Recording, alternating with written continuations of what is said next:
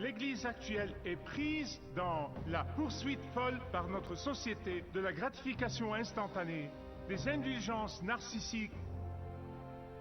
Et pourtant, voici la vérité. Un véritable désir pour le ciel peut vraiment rendre cette vie plus merveilleuse que vous ne puissiez l'imaginer.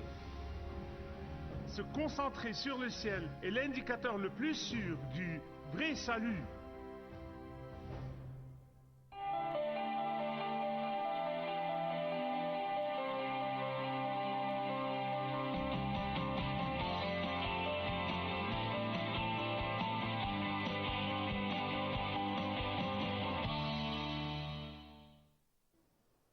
Dans les temps passés, les croyants parlaient du ciel et pensaient au ciel et étaient motivés par le ciel.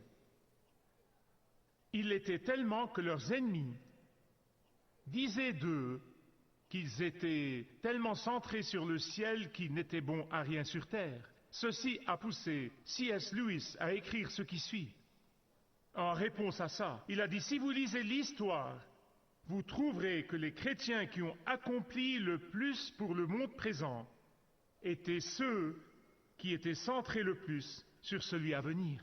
Malheureusement et tragiquement, l'Église parle très peu du ciel ces temps-ci. La plus grande partie de la prédication aujourd'hui est centrée sur cette vie, les problèmes de cette vie, les difficultés de cette vie, les bénédictions de cette vie, l'appréciation de cette vie et le fait de tirer le meilleur parti dans cette vie. L'Église actuelle est prise dans la poursuite folle par notre société de la gratification instantanée, des indulgences narcissiques. Et pourtant, voici la vérité. Un véritable désir pour le ciel peut vraiment rendre cette vie plus merveilleuse que vous ne puissiez l'imaginer. Et se concentrer sur cette vie ne vous donnera jamais la joie. Ça n'a jamais satisfait, jamais donné le contentement, jamais rendu joyeux vraiment dans le plus vrai sens du mot. Plus nous tournons notre attention vers cette vie, plus la vie devient vide de sens. Se concentrer sur le ciel est l'indicateur le plus sûr du vrai salut. Jésus a dit: là où est ton trésor, et ce n'est pas seulement de l'argent, tous vos trésors, tout ce que vous appréciez, tout ce que vous chérissez, là où est votre trésor est aussi votre cœur. La concentration sur le ciel produit des caractéristiques divines et une vie transformée ici et maintenant.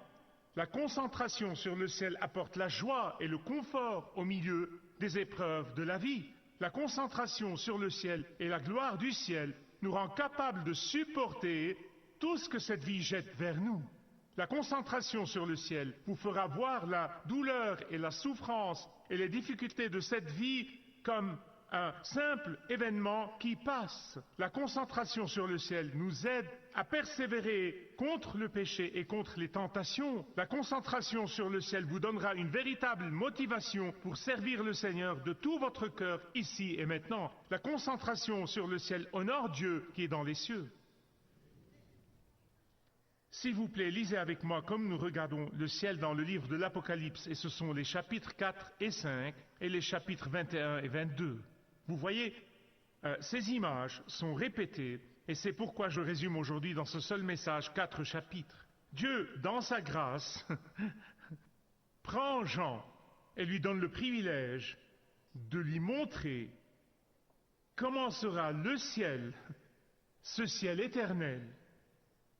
Pourquoi? Pour que nous ne soyons pas appréhensifs au sujet du ciel, mais plutôt excités à son propos, que nous l'attendions, que nous ne vivions pas dans la peur et le doute, mais que nous vivions dans la joie. Regardez avec moi les 2 premiers versets du chapitre 4. Jean a dit: après cela, je regardai, et voici une porte était ouverte dans le ciel. Et voici, il y avait un trône dans le ciel, et sur ce trône, quelqu'un était assis. Ce n'est pas un trône comme les meubles sur lesquels vous voyez les rois terrestres s'asseoir. Ce n'est pas ce que c'est. Ce trône est le symbole de la puissance et de la force et de l'autorité, et que Dieu a le contrôle de toutes choses. La bonne nouvelle est que quand vous décidez de vous lever du trône de votre cœur et de mettre le Seigneur Jésus-Christ sur le trône de votre cœur, il vient avec puissance, il vient avec force, il vient avec pouvoir, il vient pour prendre les rênes et vous donner la joie au milieu des difficultés. Il y a quelque chose que vous devez savoir sur la façon dont la Bible parle du ciel. La Bible parle de 3 cieux. 3 cieux. Le premier ciel dont la Bible parle est le domaine de Satan, là où Satan habite. Dans le livre des Éphésiens, chapitre 6, verset 12, Paul dit « Car nous n'avons pas à lutter contre des êtres de chair et de sang, mais contre quoi? Les forces spirituelles du mal. Où? Dans le monde céleste. » Tel est le premier ciel qui est le domaine de Satan. Et Dieu merci, quand Jésus reviendra, c'est la première chose qu'il détruira. Le deuxième ciel est le ciel stellaire que nous appelons l'univers.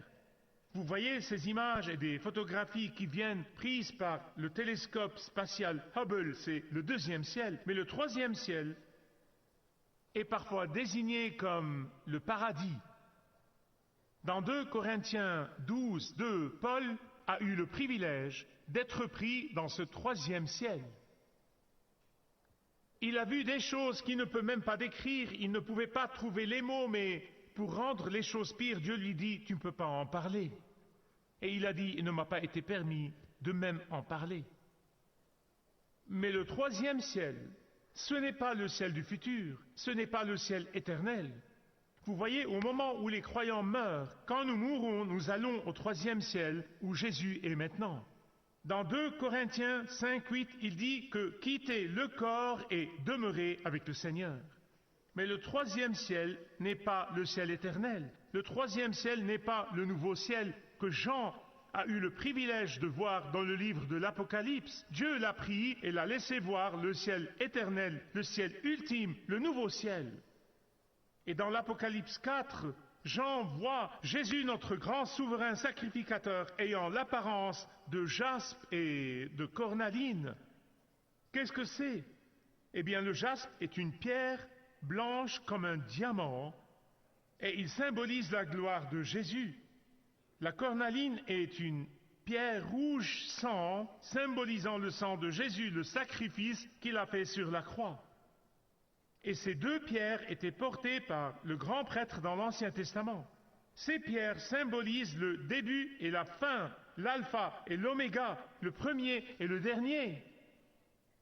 Et autour du trône, il y avait un arc-en-ciel qui est un rappel de la fidélité de Dieu. Vous vous souvenez dans la Genèse chapitre 9, après le déluge, et Dieu a sauvé Noé dans l'arche, et puis il a dit « Cet arc-en-ciel est un signe de mon alliance avec toi, je ne détruirai plus la terre par l'inondation de nouveau. » Mais quand vous et moi voyons un arc-en-ciel, nous voyons un demi-cercle. Mais ce que Jean le révélateur voit dans ce ciel éternel, est qu'il voit l'arc-en-ciel dans un cercle complet, et il encercle le trône de Dieu. Pourquoi ? Parce qu'il nous dit que Dieu est éternel et qu'il n'a pas de commencement et qu'il n'a pas de fin. Quand nous arriverons au ciel, nous verrons Jésus comme notre grand prêtre. Le grand prêtre fait 2 choses. Il offre l'intercession au nom du peuple et il offre des sacrifices au nom du peuple, et Jésus a fait les 2 avec son propre corps. Pensez-y. En ce moment même, Jésus intercède en votre nom devant le Père. Si vous voulez vraiment avoir un aperçu de ce que Jésus fait comme notre souverain sacrificateur intercédant auprès du Père, rentrez chez vous et lisez le chapitre 17 de l'évangile de Jean. Il vous donne un aperçu de cette prière du grand prêtre quand il prie au nom des disciples. Il a même prié pour nous en ce temps. Il a dit « Je ne prie pas seulement pour eux, mais aussi pour ceux qui vont venir et croiront en moi ». Voilà comment notre souverain sacrificateur intercède. Mais la Bible dit aussi que nous sommes des prêtres. Nous sommes des prêtres. Et qu'est-ce que nous offrons à Dieu?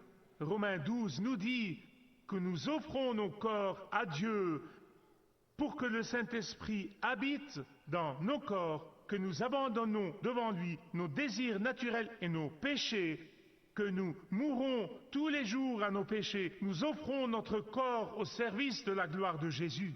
Amen, et de rigueur ici. Hébreux 13, 15 nous dit que nous devons continuellement offrir à Dieu un sacrifice de louange. Qu'est-ce que ça veut dire? Chanter quelques chansons le dimanche matin, c'est tout? Non. C'est de vivre tous les jours en reflétant la louange et l'honneur et la gloire qui est due à Dieu. Il y a une autre image de ce ciel éternel que je ne veux pas que vous manquiez. C'est une image magnifique. Il dit qu'autour du trône, autour de ce trône de la puissance et de l'autorité de notre Dieu, il y a 24 anciens. Maintenant, vous devez comprendre l'ensemble du livre de l'Apocalypse, je vous l'ai dit avant. Il y a beaucoup de symbolisme et vous devez comprendre le symbolisme dans le contexte de l'Écriture. Mais ici, le nombre 24 est symbolique. Symbolique de quoi? Il représente les 12 tribus d'Israël, c'est l'Ancien Testament, et les 12 disciples de Jésus, c'est le Nouveau Testament. Qu'est-ce que cela veut dire? Cela signifie que dans le ciel, l'Église céleste, quand nous arrivons tous au ciel, sera composée de saints de l'Ancien et du Nouveau Testament.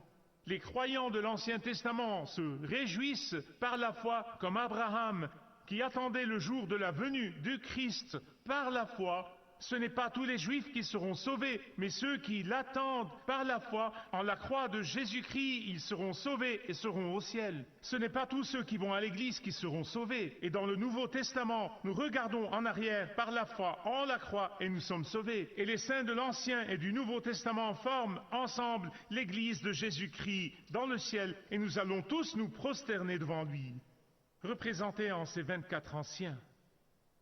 Écoutez, au milieu de cette scène incroyable, oui, incroyable, vous pouvez dire incroyable avec moi. Oui.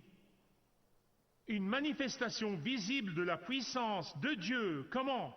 Du trône venaient des éclairs et des roulements de tonnerre. Mais nous voyons aussi les 7 torches de feu. Que sont-elles? Elles représentent le ministère à 7 facettes du Saint-Esprit. Vous dites, Michael, comment sais-tu cela? Loin dans l'Ancien Testament, dans le livre d'Ésaïe, chapitre 11, verset 2, la Bible énumère tout le ministère à 7 facettes de l'Esprit Saint. Qu'est-il? Sa présence réconfortante, sa sagesse, sa compréhension, son conseil, sa puissance, son savoir et la crainte du Seigneur. Et quand vous et moi cédons devant l'Esprit Saint et nous abandonnons pour que l'Esprit Saint règne et gouverne dans nos vies, il produit ses caractéristiques en nous. Et l'image suivante que Jean nous donne est celui de la mer de cristal, verset 6 du chapitre 4. La mer de cristal symbolise la vérité de la parole de Dieu. La vérité de Dieu est si vaste et si pure comme la grande mer de cristal. C'est ce que Jean dit ici. Mais vous savez que Satan est un contrefacteur. Satan prend la vérité de la parole de Dieu et il la tord et il la retouche. Et il la transforme en un mensonge. Satan prend la vérité à propos du cristal dans le ciel, symbolisant la pureté de la vérité de la parole de Dieu, et il la transforme en une pseudo-science trompeuse, appelée pouvoir du cristal. Avez-vous entendu cela? La guérison du cristal? Mais regardez la louange dans le ciel. Jean décrit les 4 créatures angéliques qui ont beaucoup Dieu. Cela symbolise leur implication dans le jugement de Dieu. Rappelez-vous combien de fois Jésus a dit qu'il allait envoyer les anges, ils récolteront le blé et les mauvaises herbes et ils les sépareront. Les anges seront impliqués dans le jugement et c'est pourquoi ils ont beaucoup Dieu. Les chérubins et les séraphins proclament instantanément « Saint, Saint, Saint, Saint est le Seigneur Dieu Tout-Puissant, qui était et qui est et qui va venir. » Maintenant, écoutez-moi bien sur ce point. Cela ne signifie pas que dans le ciel nous allons chanter « Gloire à Dieu » 20 000 fois par jour, comme certaines personnes semblent penser, et ils disent « Mon Dieu, le ciel sera ennuyeux ». Non, non, non, cela n'est pas ce que ça veut dire. Vous voyez, beaucoup de ces idées fausses sont plantées par Satan, l'ennemi de votre âme. Il a planté ces idées fausses. Ce n'est pas étonnant que Jésus ait appelé Satan menteur et le père du mensonge. Et la chose dont Satan ment à propos constamment est le ciel. Pourquoi Satan ment à propos du ciel? Vous êtes-vous jamais posé cette question? Pourquoi ment-il à ce sujet? Pourquoi apporte-t-il en fait la crainte dans la vie de certaines personnes sauvées à propos du ciel? Je vais vous dire pourquoi, c'est très important. Parce que Satan a été jeté hors du ciel, et après avoir été jeté hors du ciel, il ne pourra jamais, jamais, jamais, jamais, jamais y retourner. Il ne sera jamais admis là-bas. Et voilà pourquoi il est Dieu, et il nous hait. Pourquoi? Parce que nous allons là-bas et il n'y va pas. Il ment à ce sujet et donne aux croyants la peur de la mort, peur de ceci et peur de cela, et ils vivent dans la peur et sont constamment inquiets. La Bible dit dans Colossiens 3:2, « De toute votre pensée, tendez vers les réalités d'où ?» Qu'est-ce que vous passez la plupart de votre journée à faire? Vous tendez vers quoi? Le nombrilisme? Il a dit, levez les yeux. Nous regardons vers le bas. Pensez-y. Pensez à certaines des plus merveilleuses créations de Dieu que vous ayez vues dans votre vie, partout dans le monde, que ce soit le parc Yosemite ou le Grand Canyon ou les chutes du Niagara est l'un de ces sites impressionnants que Dieu a créés. Pouvez-vous vous imaginer avec moi que le Dieu qui a créé ces choses merveilleuses rendra le ciel ennuyeux? En fait, ces sites à couper le souffle ne sont pas à comparer avec ce que Dieu a préparé dans le ciel. Vous avez-vous déjà demandé pourquoi nous vivons dans cet univers entouré par des milliards et des milliards et des milliards de galaxies et d'étoiles? Aimeriez-vous explorer l'univers entier sans aucune limitation physique? Non seulement cela, mais dans le nouveau ciel et la nouvelle terre, le Dieu de puissance et de force sera là tout le temps, personnellement, physiquement, littéralement. Et c'est ce que cela signifie de constamment l'adorer, le louer, le vénérer, le glorifier, le remercier, nous délecter de lui parce qu'il est littéralement là avec nous. Et Paul dit, aucun œil n'a vu et aucune oreille n'a entendu, aucun esprit n'a soupçonné ce que Dieu a préparé pour ceux qui l'aiment.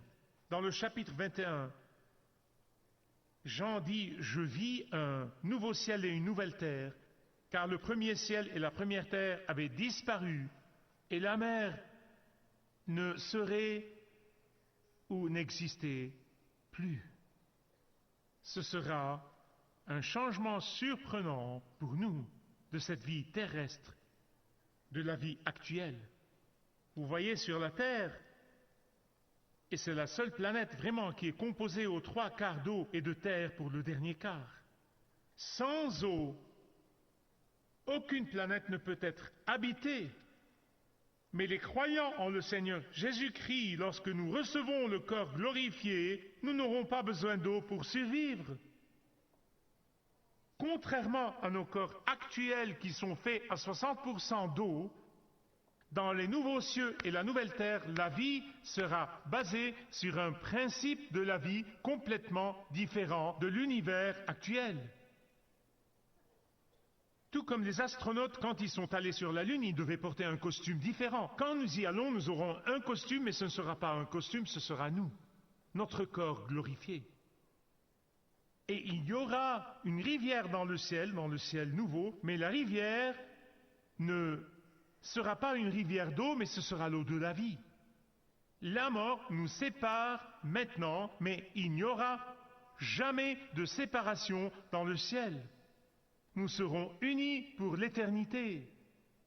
Jean voit notre séparation de nos proches, cette mort, comme l'une des choses mauvaises, mais nous ne la craignons plus parce qu'elle ne nous séparera pas pour toujours, elle ne nous séparera que temporairement. Et puis il dit 6 choses qui ne seront également plus dans le ciel. La mort, le deuil, les larmes, la douleur, la malédiction et les nuits sombres. Aucune de ces choses ne sera dans le nouveau ciel et la nouvelle terre. S'il vous plaît, écoutez, parce que Jean a également dit « Je n'ai pas vu de temple dans cette nouvelle capitale, Jérusalem, la nouvelle Jérusalem, la capitale du nouveau ciel et de la nouvelle terre. Il n'y avait pas de temple, aucun temple. Pourquoi n'y avait-il pas de temple? Écoutez attentivement. Dieu a demandé au peuple d'Israël de construire le temple pour une raison. C'est un symbole de sa présence parmi son peuple. C'est seulement symbolique, c'est un symbole. Et quand la vraie chose est là, pourquoi voudriez-vous le symbole? Pourquoi aurions-nous besoin de la représentation quand Dieu sera au milieu de nous? Cette ville sainte que Jean a vue, la nouvelle Jérusalem, la capitale du nouveau ciel et de la nouvelle terre, et ses dimensions sont effectivement décrites dans le chapitre 21, verset 16. Quand Jean a écrit ces mots, c'était au début des années 90 après Jésus-Christ. Où se trouvait la Jérusalem terrestre à cette époque? Quelle était sa condition alors? Elle avait été détruite 25 ans plus tôt, tout comme Jésus l'avait prédit en l'an 70 après Jésus-Christ. Les Romains sont venus et ils n'ont pas laissé une pierre au-dessus de l'autre. Et Dieu a dit, ne t'inquiète pas pour la Jérusalem terrestre, Jean, parce que la nouvelle Jérusalem sera absolument fantastique. La nouvelle Jérusalem descendra sur la terre du ciel. La capitale du ciel, dit-il, descendra parée comme une épouse pour le marier. Pourquoi? Parce qu'elle abritera l'épouse du Christ. Chacun d'entre nous qui aimons le Seigneur Jésus-Christ, nous l'avons tous reçu comme Sauveur et Seigneur. Nous sommes l'épouse du Christ et nous serons dans cette nouvelle Jérusalem. Maintenant, voici une image d'un mariage juif. Vous savez, un mariage juif comporte 3 étapes. La première étape est les fiançailles.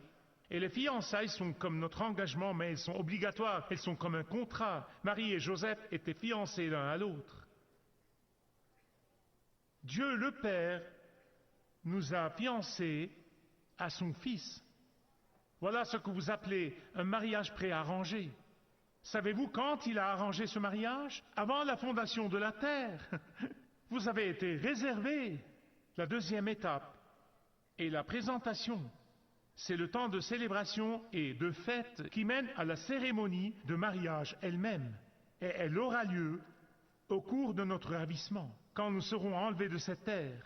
Et puis vient la troisième étape, et c'est la cérémonie elle-même qui est décrite comme le grand banquet de l'agneau. Et elle s'étendra, bien-aimés, pour l'éternité. Vous savez, au Moyen-Orient, en fonction de la capacité financière du père du marié, s'il a assez d'argent, raisonnablement assez d'argent, il aura une célébration de 3 jours. S'il est vraiment riche, elle peut continuer pendant 7 jours, parfois même 14 jours. S'il est un roi, cette célébration durerait pendant des semaines et des semaines. Alors pensez à notre riche roi et Père céleste. Cette célébration durera pour l'éternité. J'ai entendu une voix forte venant du trône en disant, « Voici la tente de Dieu avec les hommes. Il habitera avec eux. Ils seront ses peuples et lui, Dieu, avec eux. Et il sera leur Dieu. » Mais voici la meilleure partie. Voici la meilleure partie du ciel. Chapitre 21, verset 4. Il essuiera toute larme de leurs yeux, et il n'y aura plus ni mort, ni deuil, ni plainte, ni souffrance, car ce qui était autrefois a définitivement disparu. La première chose que le croyant expérimentera est Jésus essuyant les larmes de nos visages.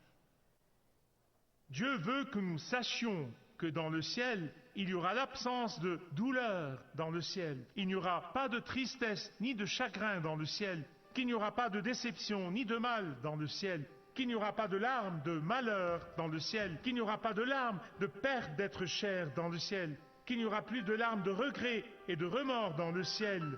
qu'il n'y aura pas de péché ni de la tentation dans le ciel. Il n'y aura pas de Satan pour nous harceler dans le ciel. Il n'y aura pas de trahison entre amis dans le ciel. Qu'il en soit ainsi, viens Seigneur Jésus. Amen. Amen. Merci de regarder ce programme. Marcher avec le guide est un programme et un ministère de Kingdom 7 que je vous présente chaque